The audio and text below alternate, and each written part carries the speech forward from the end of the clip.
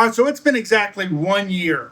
1 year since I installed the EG4 12K hybrid mini split out here in our shed to house conversion small cabin, where the summers will absolutely destroy you. Stick around because in this video, I'm going to walk you through a full year of real world use, summer heat, winter heating, and what surprised me, what I do differently, and whether this thing actually lives up to the hype. Let's get into it. So the core thing you need to understand about this unit, that it's really truly a hybrid unit. It's not just a regular mini split with a solar panel thrown in as a gimmick. This outdoor unit has a built-in MPPT controller, and that's the technology that squeezes every watt in out of your solar panels. And it can also pull up to 1100 watts of direct DC solar power while simultaneously supplementing with AC power from your inverter or grid when it needs to. No inverter necessary, no conversion losses. The panels just plug straight in and supply the energy. That matters a lot out here because during a Texas summer, this thing is running basically all day long.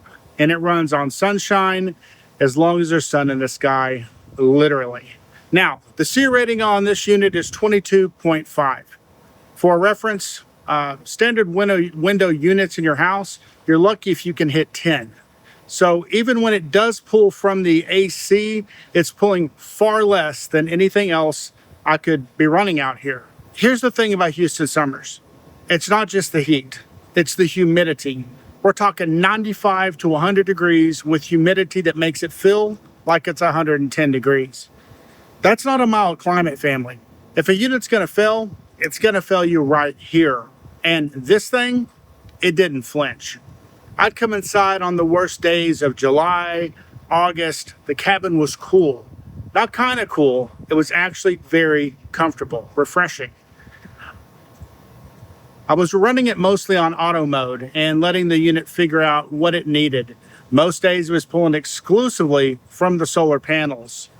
On really brutal days where a cloud rolls through or the sun drops, it just seamlessly switches over and it grabs what it needs from my 6000 XP. You don't hear it click. You don't notice a thing. It just continues to stay cool and you stay cool. And the electric bill piece, because that's what most people ask me about the most. I genuinely did not see this unit add anything meaningful to my bill over the past year. The daytime hours are handled by the panels. Overnight in the summer, I've got battery storage carrying me through. So it's been as close to free as I can imagine a climate control system being, compared to other summers where it was $300, $400, $500. The highest I've seen is $80 in the summer. Now, Houston winters are mild compared to the country, but we do get cold snaps. I've had nights dip into the mid-30s, and the unit handles heating without any issues at all. The spec on this is it'll keep heating down to 5 degrees Fahrenheit outside. Wow, that's cold. I haven't tested it that extremely low yet, but Texas doesn't usually get there. But knowing that headroom exists is really reassuring to me, knowing that if it does get colder, I'm gonna stay warm. Now, on heat mode, it's still pulling from my panels during the daytime hours when the sun is out. When even in winter, here you get plenty of sun. So even heating hasn't really added anything to my power draw either. A few things I didn't expect going into this. The first one was how quiet this unit is outside, but also inside. I measured it one time just out of curiosity, and this thing runs at about 32 to 37 decibels on the indoor unit. That's quieter than a normal conversation. And I genuinely forgot it's running. It's just quiet. Sometimes for a small cabin, that can be a big deal. Second thing, the AC power limiter feature. You can actually cap how much grid power the unit is allowed to use. So if you've got a small inverter or you're worried or concerned about grid draw, you can tell the unit, hey, don't take more than X watts from the grid or the AC out of the inverter. That's a level of control that I wasn't expecting, and it's been really useful for managing my overall system. Third thing, and I say this as someone who's been doing a lot of the off-grid stuff long enough to be skeptical of apps. The Solar Aircon app is actually good. It's clean. It tells you what power source you're pulling from.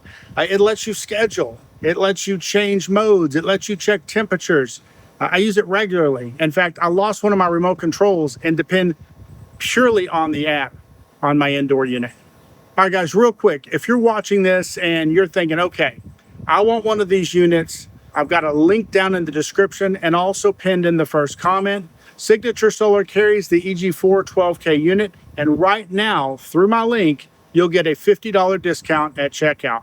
I've been a Signature Solar affiliate for a while now because they're the place I actually recommend for equipment. Good pricing, legit customer support, and all the while we're good company. So guys, the link's there, no pressure, but if you're gonna buy anyway, might as well save 50 bucks. Okay, back to the review.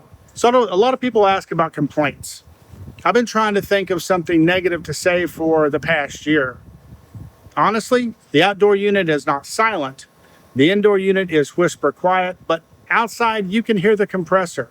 That's normal for any mini split, but it's not loud. Do you hear it? It's present, but it's not loud. For a cabin in the woods, it's just worth knowing. And the line set that comes with it, it's about 16 feet. That was plenty for my setup. But depending on how far your unit is from where you're going to mount it on the indoor, you may need to plan for some additional tubing.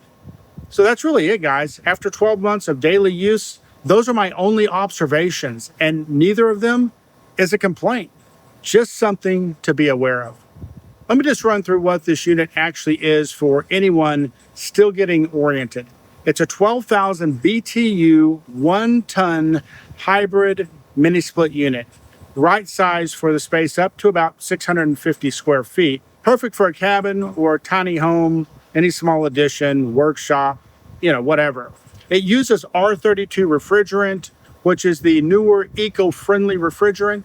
It's Energy Star certified, and it has a 5-year limited warranty. It comes pre-charged and pre-vacuumed, so you're not paying for an HVAC tech to come out and just get you started. The hybrid piece, the DC solar input from 90 to 380 volts DC and up to 1,000 watts. And that built-in MPPT means it's actively optimizing the solar input, not just passively accepting whatever the panels give. So for my setup and my climate, it's been the right tool at the right price. So 1 year in, what's the verdict? This thing works. It's done exactly what I bought it to do. It keeps the space comfortable through our Houston summers and our Texas winters. It's run almost entirely on free solar power, and it's been genuinely reliable. I have 0 complaints, and I would buy it again and again. If you've got a small space, a solar setup, and you're tired of paying to heat or to cool your house or shed, this is worth a hard look. Drop your questions in the comments. Seriously, I read them all, and I'll answer what I can. If you've got a specific setup question, let me know what you're working with, and I'll do my best. If this video helped you guys, hit the subscribe button. I put content out on real off-grid solar builds pretty regularly, and it helps the channel more than you know when you hit that subscribe button. And again, the Signature Solar link in the description, and it's pinned in the first comment. $50 discount through my link. If you're going to grab one, go ahead and use it. Guys, I'll see you on the next one. Thanks for joining us today. Keep shining, stay charged.